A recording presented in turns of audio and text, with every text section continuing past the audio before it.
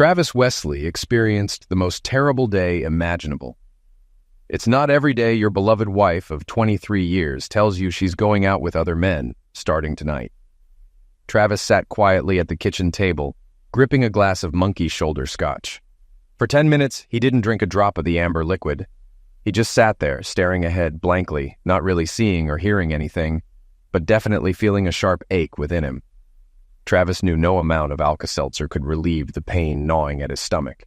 He'd heard tales of other men's wives mentioning going out with other men, but he'd always dismissed it as nothing more than a city legend.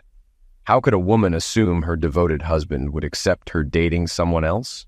Other men? He couldn't fathom how a woman could be so callous towards her own husband, so blatantly selfish in her desires. This occurred on Monday, yet it was a pleasant day at Travis's workplace. He left around 5 in high spirits, whistling as he entered the house. Still feeling cheerful, he discovered his wife seated at the kitchen table, enjoying a glass of red wine and his favorite whiskey. Taking his usual spot, he set down his briefcase, poured 3 fingers of the liquid, and settled into his chair. "What's on your mind, Lauren?" Travis inquired, noting a sly grin on her face. She met his gaze squarely, her grin slightly mischievous. What he discerned in her eyes wasn't promising. He shifted uncomfortably in his seat. "Do you reckon I've been a good wife and mother all these years, Trav?" she asked, completely composed. Travis furrowed his brow. Aware of his introspective nature, she could almost see the gears turning in his head before he replied, "Yes, I believe so." "And do you think I deserve some form of recognition for it?" she continued in the same impassive tone. Travis took a few more moments to ponder the question carefully. "So, should I expect a reward for doing what's expected of a good husband and father? Why are you even asking me this, Lauren?" he snapped irritably. "Travis, today I'd like to go out on a date with another man," she stated calmly, as serene as a lake on a perfect morning. Travis was grateful to be seated. He felt a surge of bile creeping up his throat. His mind was like an erased blackboard, utterly blank as he struggled to process her request to go on a date with another man. Lauren regarded her husband with a look that made him feel like a foolish child, and she nodded slowly. "Yes, with another man, Trav. It's been 24 years since you and I became exclusive, and I haven't dated anyone else since then. I've been a loyal wife and devoted mother to our children, and I believe I deserve a night out with someone else. Just a chance to experience something new. Not seeking love, but seeking pleasure. Just lovemaking," she explained.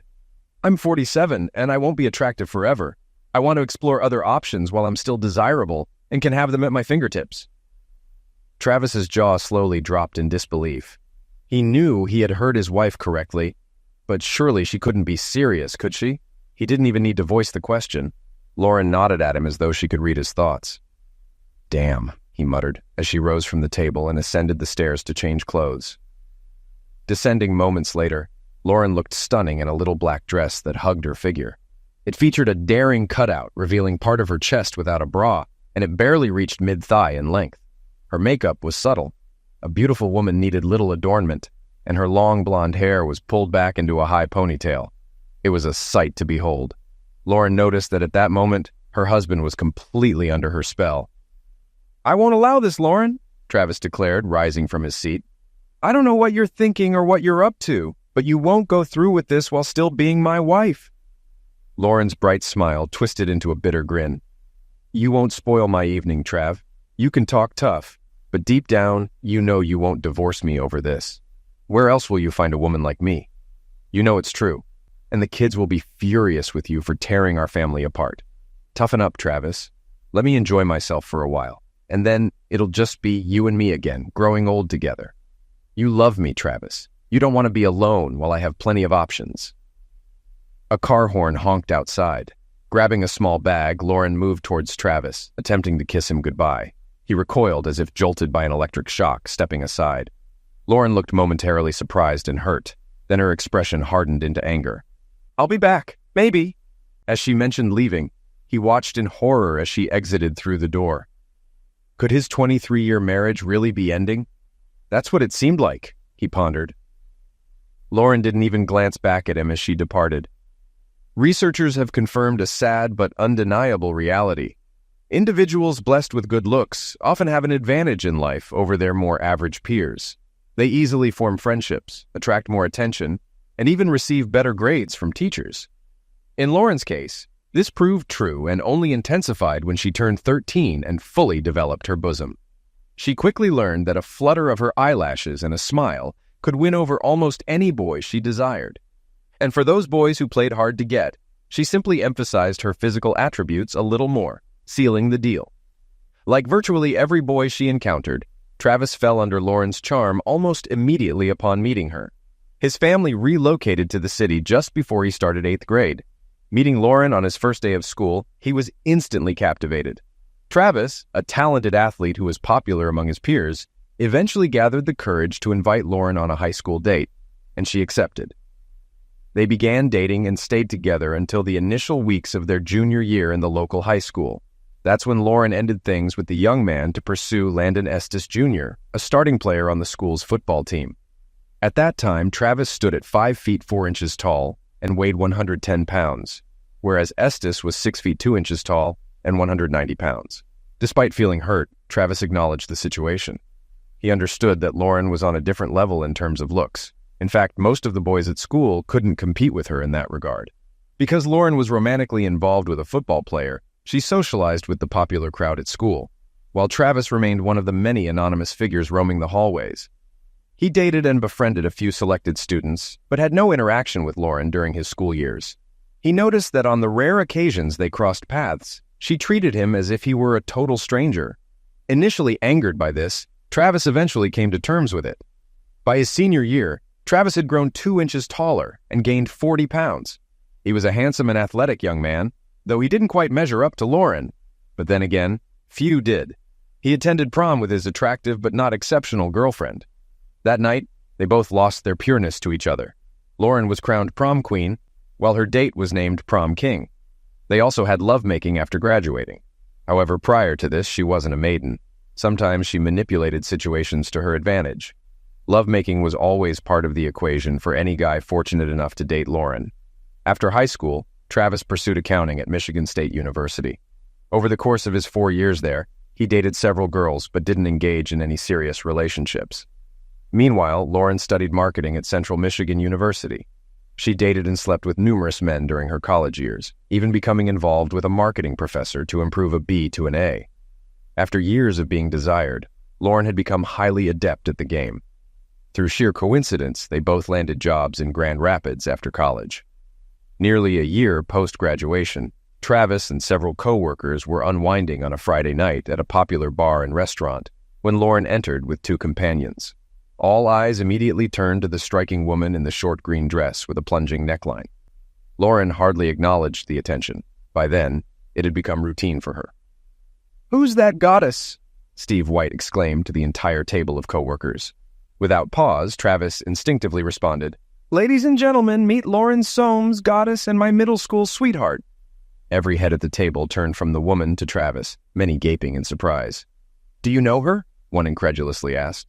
Travis winced, disliking any attention drawn to himself. "We were about 14. Once high school started, I became invisible, and she ignored me for all 4 years," he muttered quietly. "So, got any juicy stories from back then?" quipped one of the women at the table, prompting laughter from the group. This caught Lauren and her friend's attention. For a moment, she thought she recognized one of the men at the table, but she wasn't certain. The trio took a seat nearby, with Lauren facing the table of the vaguely familiar man. "Dude, why not go over and say hi?" White urged. "You're practically drooling, Steve," joked Casey Gardello, another colleague. "She acted like she didn't know me for 4 years. I don't get why she'd remember me now," Travis muttered, nodding in agreement with several others. Meanwhile, Lauren observed the man while enjoying her meal. Then, she snapped her fingers and pointed at him. "It's not wise, Lauren," cautioned one of her friends. "Pointing at someone in a restaurant could lead to trouble in certain places." She paid no heed to her friend's comment. "I'll be back shortly," she declared. "I need to greet an old friend." Lauren practically leaped from her chair and strode over to Travis's table. "Trav, hello. So happy to see you," Lauren exclaimed as she approached him. Travis rolled his eyes at his friends before turning to face his former classmate with a forced smile. "Lauren, it's nice to see you," Travis responded, almost devoid of emotion. Rising from his seat, Lauren closed the distance between them and tenderly kissed Travis on the lips, placing her hands on his shoulders. Their colleagues sat in disbelief. Travis, too, was taken aback. Lauren noticed and flashed him a smile that wasn't entirely innocent. She felt at ease playing this game, knowing he couldn't reciprocate. "Let's head back to our table. I'll introduce you to my friends," she suggested, taking his hand and practically pulling him along. He spent most of the evening with Lauren and her two friends. Before leaving, Lauren took his phone, added her number, and kept his for herself. Lauren found it intriguing that Travis appeared indifferent to her. It was a new experience for her. He was polite in the restaurant, but divided his attention equally between her and her friends throughout the evening. Though she kissed him several times, he never responded. On Monday morning, Travis's co-workers at the bar questioned him about his interaction with the stunning woman and were shocked when he revealed he stayed at the bar for only an hour before heading home. "She's impressive, but she's out of my league by about 14 levels. "I get it," he grumbled. "I don't need that kind of drama." Travis encountered a similar distress in the parking lot at his workplace 2 days later as he left work. He muttered to himself upon spotting her waiting by the car, though he reluctantly acknowledged that, dressed in a size too small, she exuded undeniable allure. "Why didn't you call, Trav?" she murmured softly as he approached. Travis fought the urge to widen his eyes as he scanned Lauren's figure like a starving man glimpsing his first meal in weeks. Her low-cut top was unbuttoned down to her cleavage, and the hem hovered just about 5 centimeters below her waist. "Damn," he muttered under his breath, as she leaned in to wrap her arms around his neck and plant a kiss on his lips. He found himself powerless as she pressed against him, his hand instinctively slipping around her waist, inadvertently grazing her backside clad in underwear as her dress rode up. Her tongue slid into his mouth like a serpent, and abandoning his briefcase, he seized her other part of rear, the kiss extending indefinitely.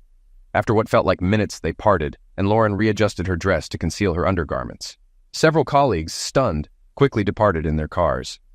They dined at a restaurant outside the city center, enjoying their meal.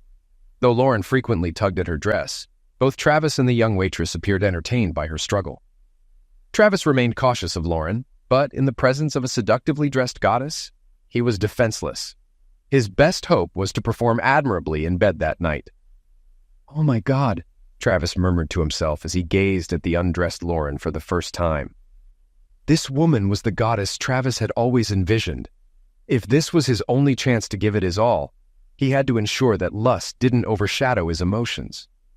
Sated, they lay facing each other, locking eyes. Lauren grinned lasciviously. "I made a huge mistake years ago," she whispered. "You're incredible. Who knew? If only I'd realized. We've wasted so many years, Trav." Lauren recognized potential when she saw it. Though Travis didn't match her in looks, he was handsome, fit, and seemed destined for success, and he excelled in bed. "I thought she was speaking to herself," Travis admitted. Despite Travis's reservations, primarily about her self-esteem, their relationship flourished. While her physical beauty was evident, he gradually fell for the person Lauren truly was. "I purchased an engagement ring, but before proposing, we sat down to discuss our views on fidelity," Travis stated as they settled at the table for a serious conversation. "What occurred in the past remains there. The same applies to me, but I need clarity about the future. Moving forward, I want full exclusivity between us. No exceptions. If you doubt your ability to commit to this for us, I need to know now." He placed a small black box on the table between them. Lauren locked eyes with Travis, then glanced at the box. "I will never betray my husband, never," she declared as Travis opened the box. Travis recalled her words. Apparently, his wife didn't consider this betrayal, given the advance warning. He knew that wasn't the case. She hoped he would interpret it that way, because if he didn't, he wasn't truly accepting it. Travis knew Lauren had countless opportunities to stray over the years, yet as far as he knew, she'd rejected them all, as a faithful wife should. She was a perfect 10, no, a 12, while he considered himself a 6 at best, leaving plenty of room for someone more physically compatible to catch her eye. "Assuming she didn't have an affair I'm unaware of, she's been a true wife for 23 years, Travis pondered. He should have been grateful for those years, but he wasn't. When he said, "I love you," he meant forever, not just a paltry 23 years. In fact, not a week went by without Lauren receiving proposals, not just from men, Travis added. She knew she wasn't just beautiful, she was extraordinary, a rare goddess among the merely beautiful. When God crafted his wife, he had an exceptional day, Travis always joked. Initially, Lauren would inform Travis whenever she faced unwanted attention, aiming for full transparency. Yet after a few years, Travis assured her that he trusted her enough not to disclose everything. He only wished to be informed if the unwelcome advances persisted after her initial rejection, so he could intervene if necessary. Conversely, women rarely approached Travis, partly because he used his wedding ring almost like a shield.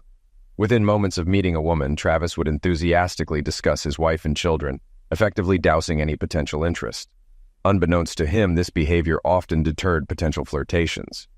Lauren remained oblivious to how her husband's actions shut down advances, or worse. Their almost fairy tale marriage endured for 22 years, until Rosa Esposito entered their professional realm, working at the same public relations firm as Lauren.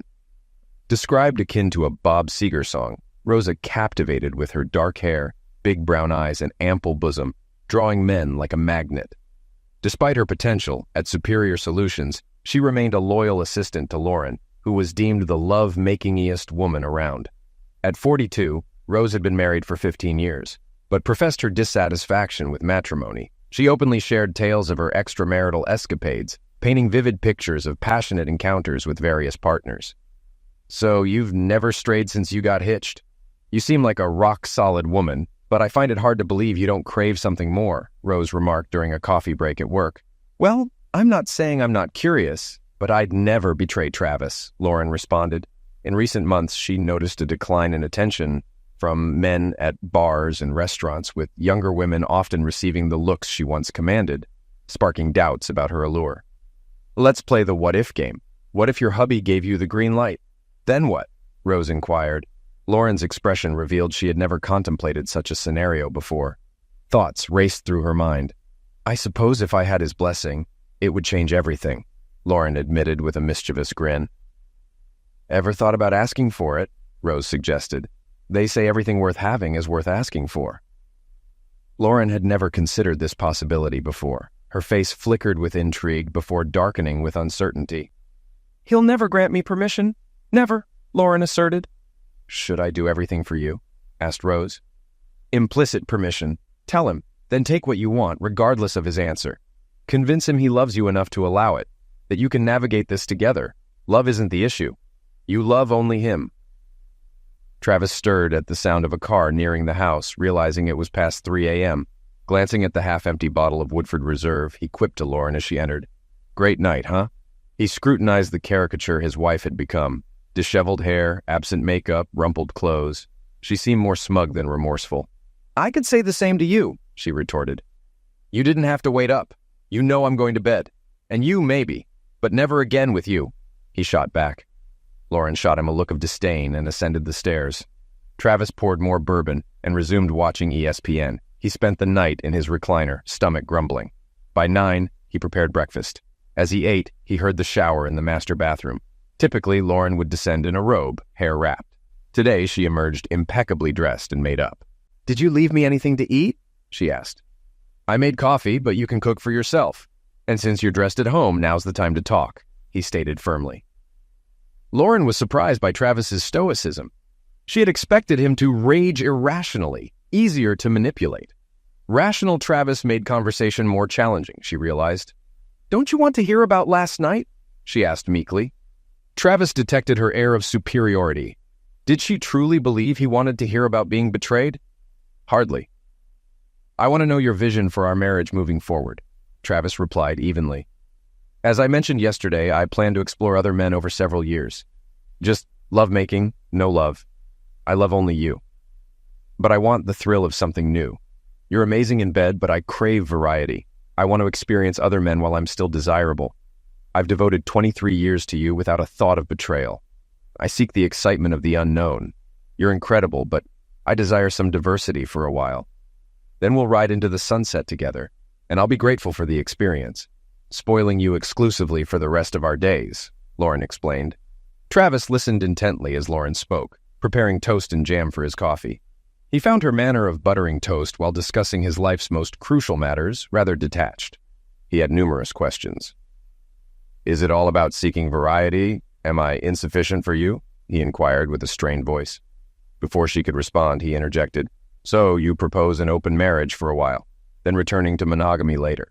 Does this imply I can see other people too?" Lauren struggled to stifle her giggles. The thought of her sweet, reserved husband asking another woman out was simply amusing. Travis was the most earnest about marriage of any man she had known. However, if this was what it took for him to theoretically agree, then yes, she affirmed. Naturally, I expect it to be purely physical for you as well.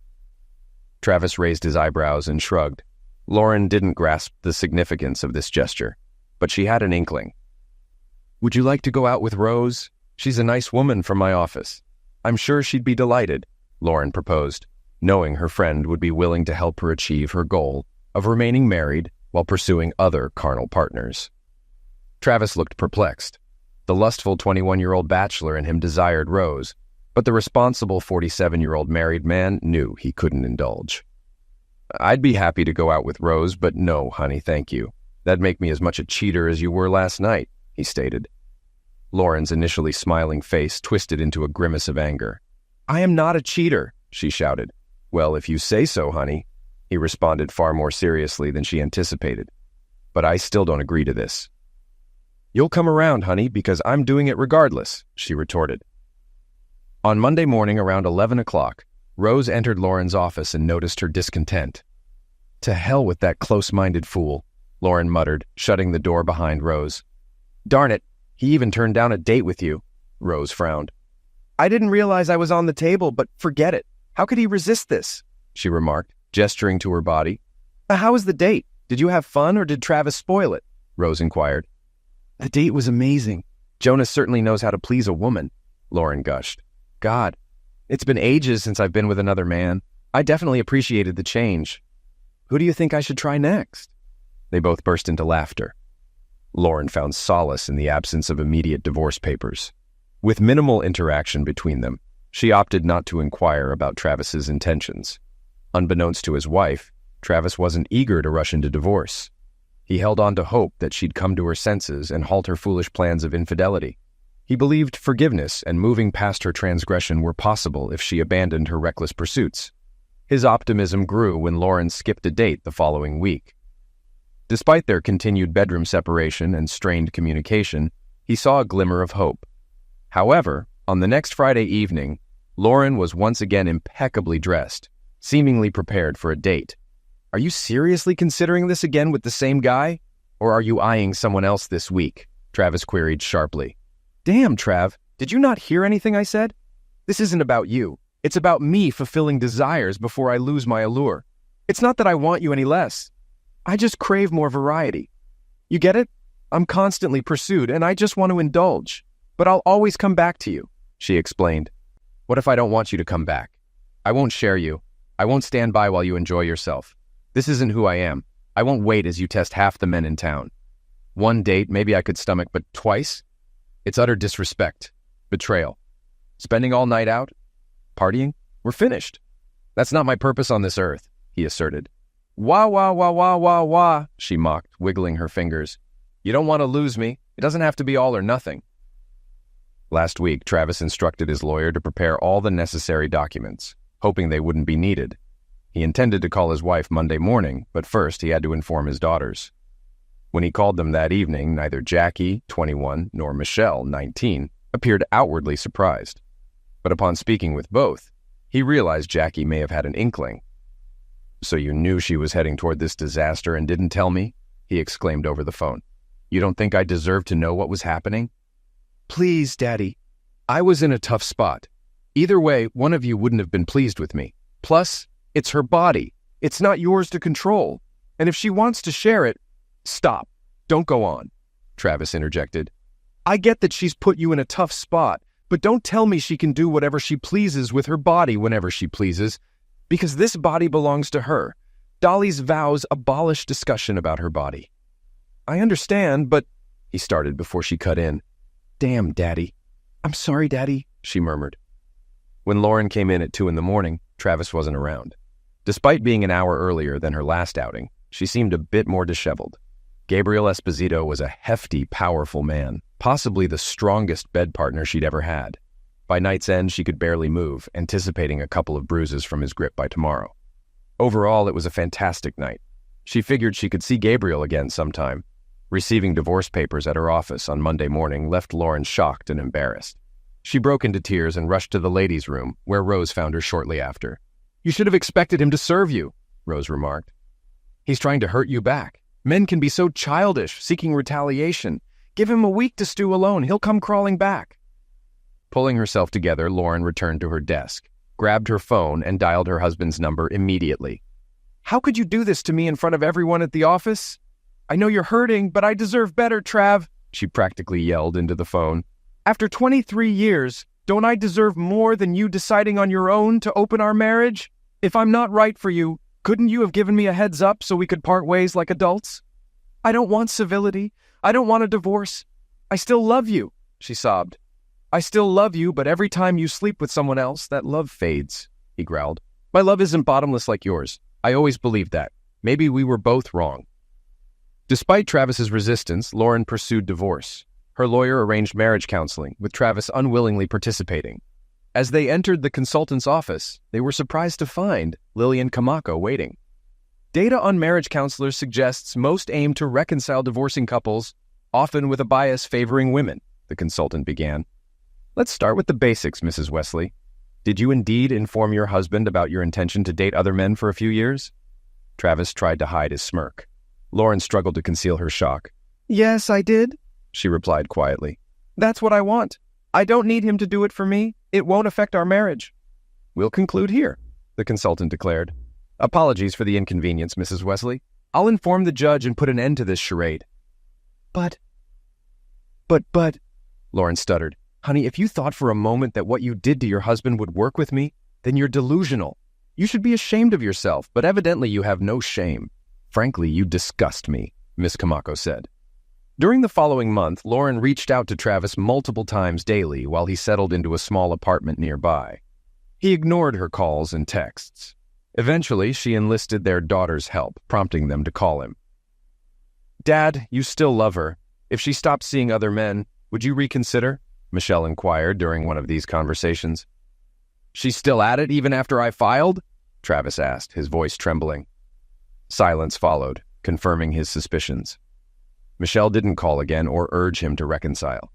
Travis was taken aback by how swiftly news of his impending divorce spread, especially among single women. At work, several women expressed sympathy for his marital woes, including those who were mutual friends with him and his wife. Travis wasn't naive. He recognized that not all their condolences were purely compassionate. Connie Mayung, a longtime friend of his wife's, called to express her condolences and almost overtly offered him emotional support. Travis was surprised by her open flirtation, considering she had never shown interest in him throughout their acquaintance. I wouldn't pursue a friend's husband. That's just wrong, she assured him. But now that you're single, things are different. I'm interested in you. Surprised? I'm flattered, but I'm not officially single yet. Connie, we won't start anything until after the divorce. I may be old-fashioned, but I won't cheat, Travis insisted. You're such a Boy Scout, Trav. That's one of the things I admire about you. Can you at least set me up on a date once you're free? Connie requested. Of course, Travis agreed. But I don't want to disrupt your friendship with Lauren. You've been friends for years. I appreciate your consideration, but I shouldn't let an opportunity pass just because it's unconventional, Connie replied. Maybe I'll give you a call when I'm off the leash, Travis joked.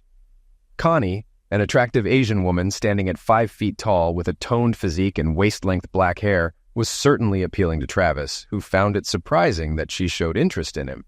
True to his word, Travis contacted Connie on the day his divorce was finalized. They went out for dinner and to a local jazz club that Saturday evening. Connie noticed Travis's unease and remarked on it. I feel like a clueless teenager, he confessed. It's been over 26 years since I went on a date with someone other than Lauren.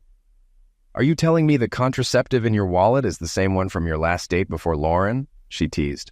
Should I have brought one? Damn, I didn't even think about it. Well, I'm definitely out of practice, Travis admitted. At the end of the night, Connie kissed him gently, leaving them both feeling content. Travis promised to call again. Removing his wedding ring on the day his divorce was finalized didn't seem significant to Travis, but apparently it was a big deal to single women. Several female coworkers noticed the absence of his ring and commented on it, leading to a noticeable increase in flirting in the office.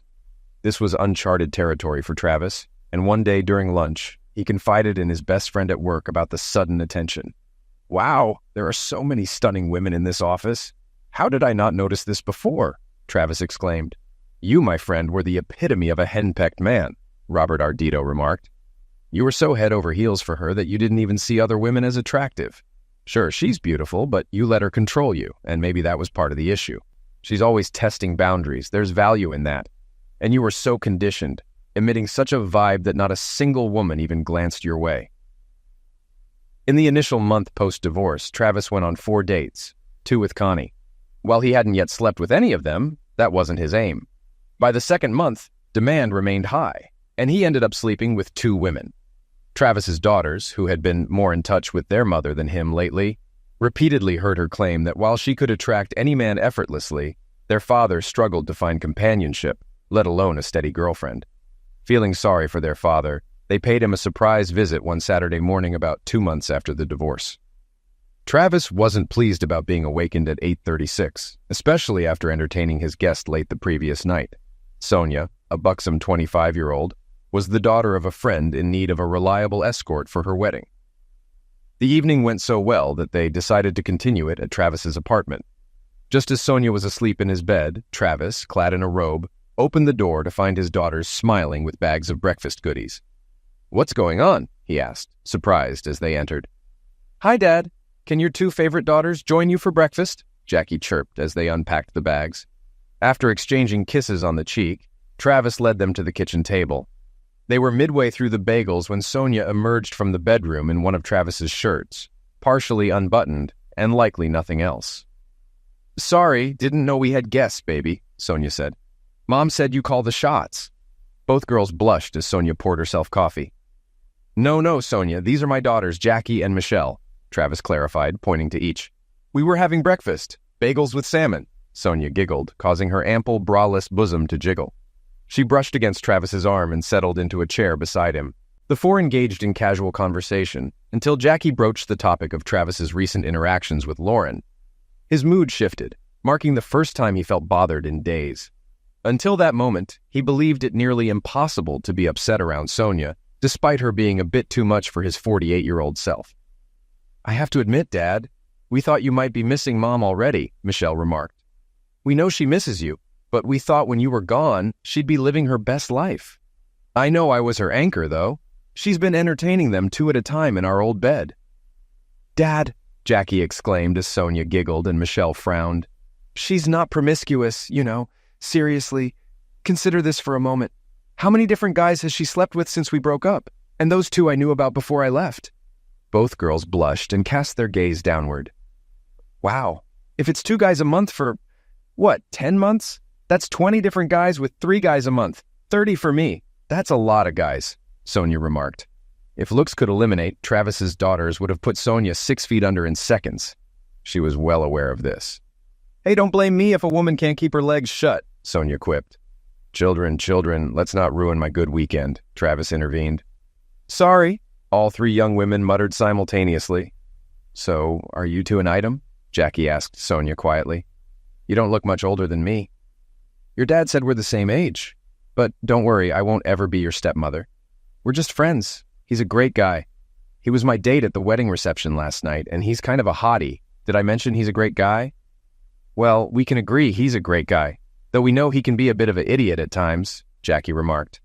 "And yeah, he's kind of attractive for someone old enough to be your dad." Now it was Sonia's turn to blush. Travis blushed too. "Hey, babe, remember we have lunch with the newlyweds' families at the hotel at noon? I need to shower and grab some clothes from my place before we go," Sonia reminded.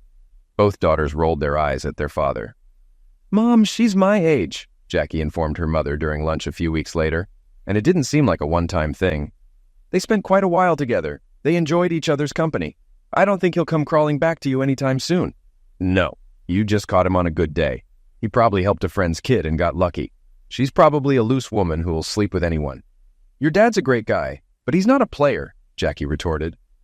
"And somewhere along the line, you decided it was all about you. Was it worth it?" For the first time, Lauren's face betrayed the strain of what she had to endure. From Rose's perspective, everything sounded much rosier than it actually was. She couldn't tell her daughter that the lovemaking was ordinary, but no, it wasn't worth it. Nor could she admit that she never imagined Travis doing anything other than moping over his beautiful ex-wife. She was so self-absorbed that she failed to realize a handsome, if not stunning, man with great qualities, intelligence, and a stable job could be highly desirable in the dating scene, not just for middle-aged women. She knew post-divorce Travis dated several women, including her old friend Connie, and now with some young, promiscuous woman the same age as their eldest daughter. Instead of wallowing at home, he went on dates like a single 20-year-old and garnered more attention than he deserved. When she discovered her friend was dating her ex, she kept it to herself, assuming it was out of pity. But when the second date happened, she confronted Connie privately, her voice noticeably raised. "I thought we were friends, Con," Lauren exclaimed. "You're supposed to have my back. Women need to support each other."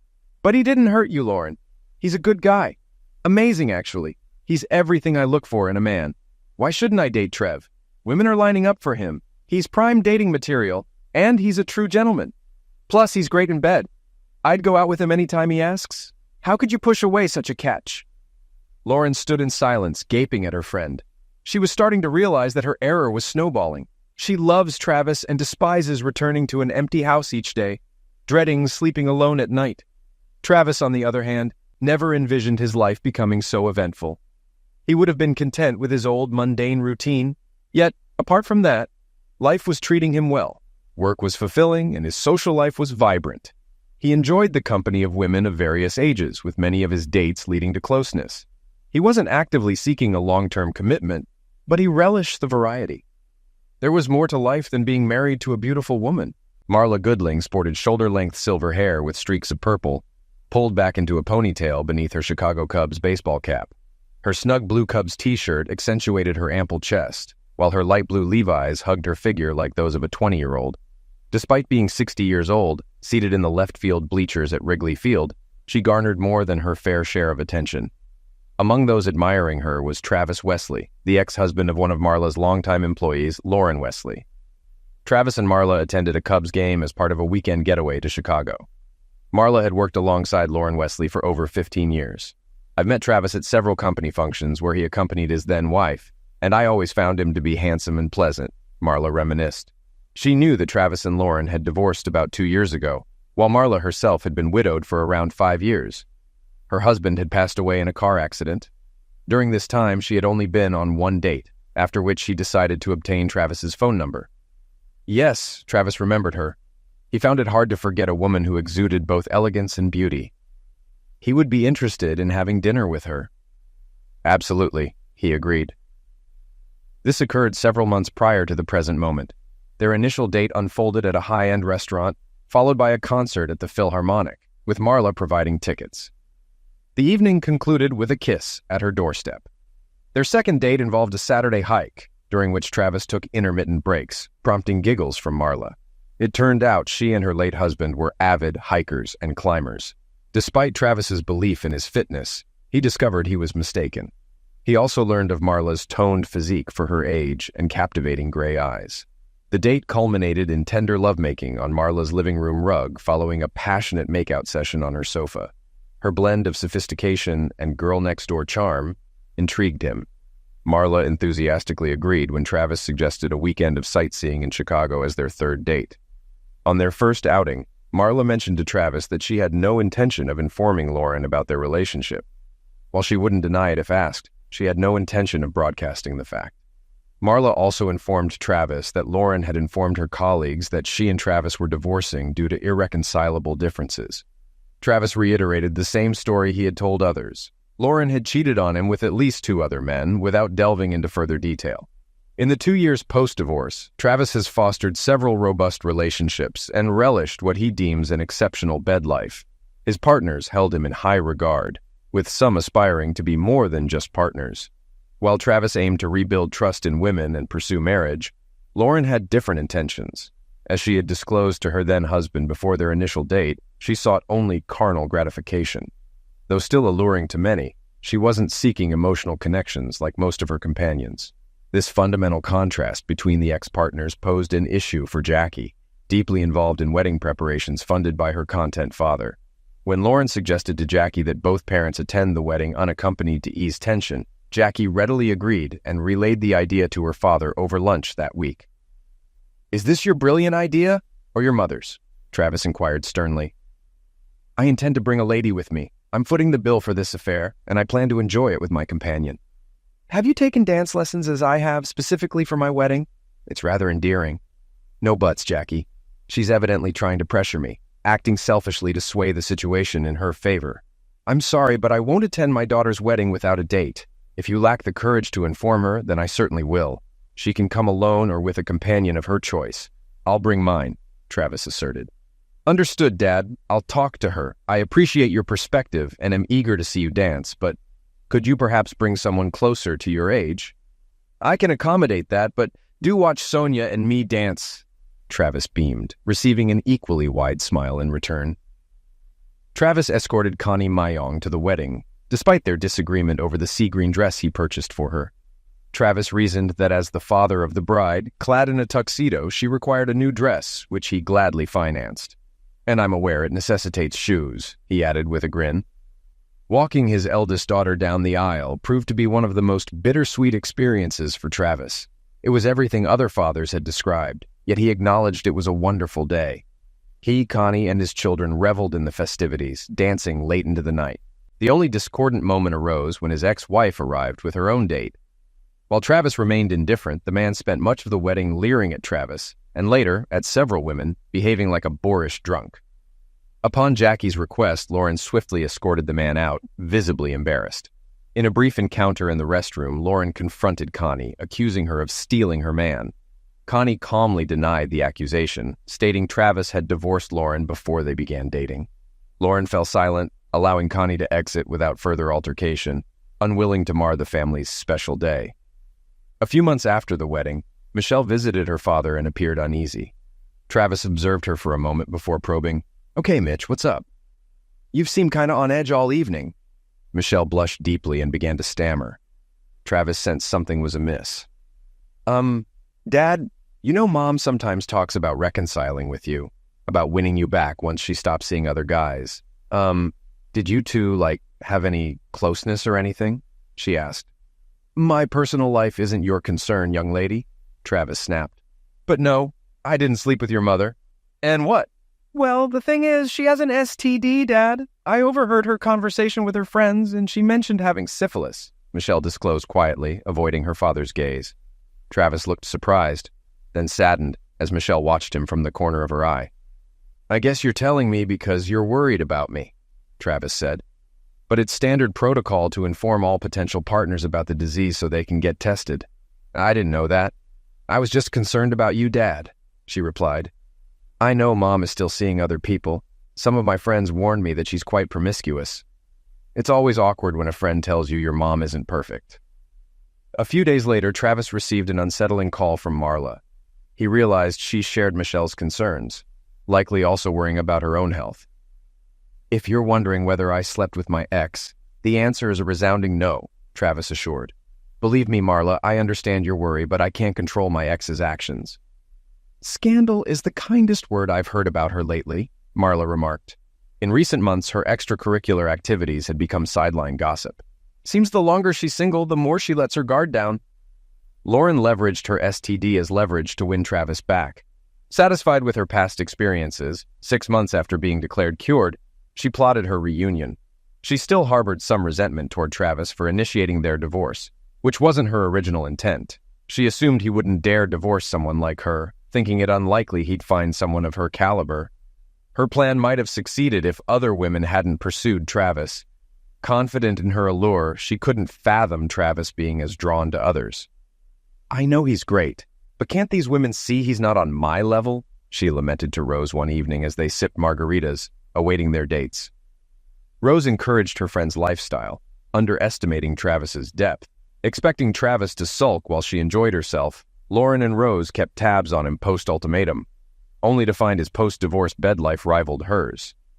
If Lauren were honest, she might admit her ex-husband's emotional fulfillment seemed superior.